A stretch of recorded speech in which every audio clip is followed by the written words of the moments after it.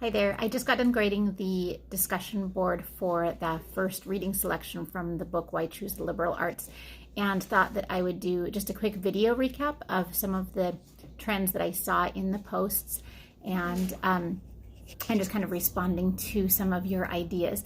So it was great to read everybody's responses and to see the conversations that happened there. Some of the things that I saw get repeated multiple times is kind of an attention to this idea of questions and big questions, Socratic questioning, that kind of thing. So that was really neat to see that coming to the forefront in this conversation, because those big questions are part of what sets the liberal arts apart from other forms of study. So as you are pursuing an interest in the liberal arts, you're going to be asking some of those big questions. And I also appreciated seeing some of you incorporating some of the Socratic questioning techniques into your responses to your classmates. And I would encourage you to practice that even more throughout the semester. It's a good way to further the conversation. And knowing that people are doing that, I would also really encourage you to come back, make sure that you're coming back to the conversations later on in the week after you've posted questions to your classmates. Be sure to come back and see if some of them have posted questions back to you on your initial post as well, so that you can really engage in some of this back and forth conversation that will help us dig deeper into the reading that we're doing. So that's my first takeaway from this first conversation is knowing that you've seen the value of questioning and pulled that out of the reading. Make sure that you are engaging in that practice through the discussion boards. And then the other thing that was really encouraging to me to see is the way you engaged with the concept of liberal arts and the way you kind of embraced that as liberal arts majors. Because it's easy for people to think that liberal arts is something for someone who's undecided, which there is certainly a part of that, and some of you have seen that in your own journey, that you were undecided and so you went with a liberal arts degree. But several of you mentioned your journey of starting with several other majors and going through a series of different majors before you landed on liberal arts.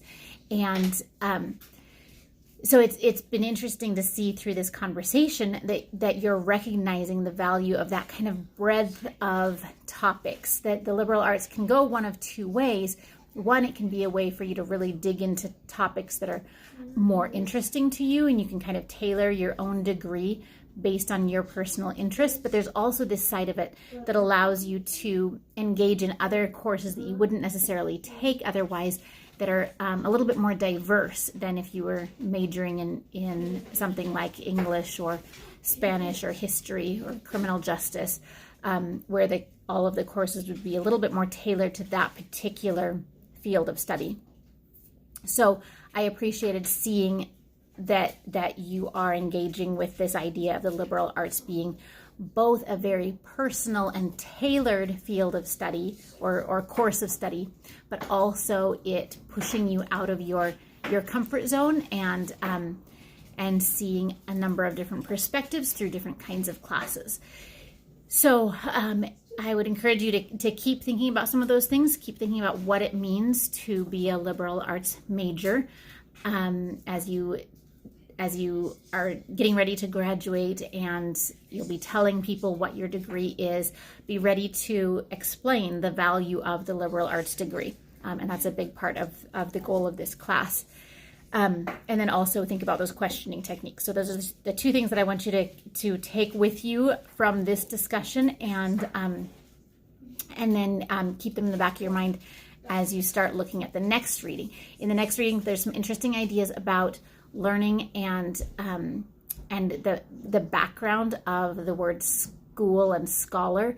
There's some really interesting relation to, or just a different contrast from what we usually think of as school and learning. And then also part of the role that technology can play sometimes in that.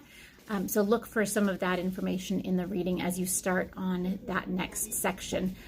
And the same thing, we'll be doing the same pattern with the reading responses, where you'll post your initial response this week, and then next week you'll come back and engage with your classmates in follow-up discussion. So I hope you enjoy this next section of reading, and thank you again for all of your great posts over these last 2 weeks, and I will see you all online.